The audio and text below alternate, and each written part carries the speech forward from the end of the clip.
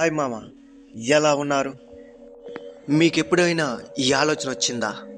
ఒకవేళ ఎవరైనా స్పేస్లోకి వెళ్ళినప్పుడు చనిపోతే దరిద్రుడా, ఒక్క మాట మంచిది రాదు నోట్లోంచి. ఆ శవాన్ని ఏం చేస్తారో తెలుసా?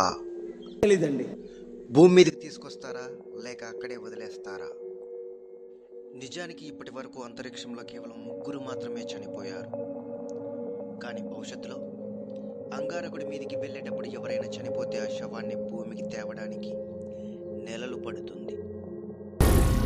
ఏం మాట్లాడుతున్నావురా? నరాలు కట్ అయిపోయింది. అంతవరకు స్పేస్ షిప్లో ఉంచడం కుదరదు.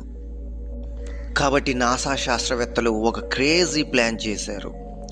శవాన్ని ఒక స్పెషల్ బ్యాగ్లో పెట్టి అంతరిక్షంలోని -డిగ్రీల చలిలో వదిలేస్తారు. కేవలం కొన్ని గంటల్లోనే ఆ శవం ఐస్ గడ్డలా మారిపోతుంది.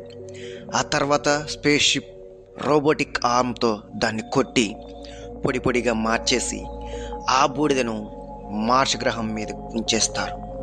ఇలాంటి మరిన్ని మైండ్ బ్లోయింగ్ ఫ్యాక్ట్స్ కోసం ఇప్పుడే సబ్స్క్రైబ్ చేసుకోండి. హాయ్ మామ, ఎలా ఉన్నారు? మీకెప్పుడైనా ఈ ఆలోచన వచ్చిందా? ఒకవేళ ఎవరైనా స్పేస్లోకి వెళ్ళినప్పుడు చనిపోతే దరిద్రుడా, ఒక్క మాట మంచిది రాదు నోట్లోంచి. ఆ శవాన్ని ఏం చేస్తారో తెలుసా? తెలీదండి. భూమి మీదకి తీసుకొస్తారా లేక అక్కడే వదిలేస్తారా?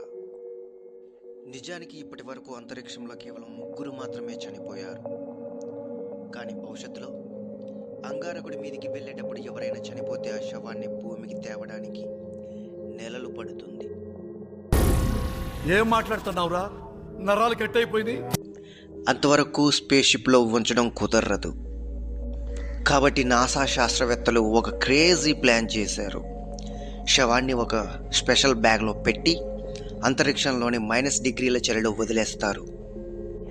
కేవలం కొన్ని గంటల్లోనే ఆ శవం ఐస్ గడ్డలా మారిపోతుంది. ఆ తర్వాత స్పేస్ షిప్ రోబోటిక్ ఆర్మ్తో దాన్ని కొట్టి పొడి పొడిగా మార్చేసి ఆ బూడిదను మార్స్ గ్రహం మీద ఉంచేస్తారు.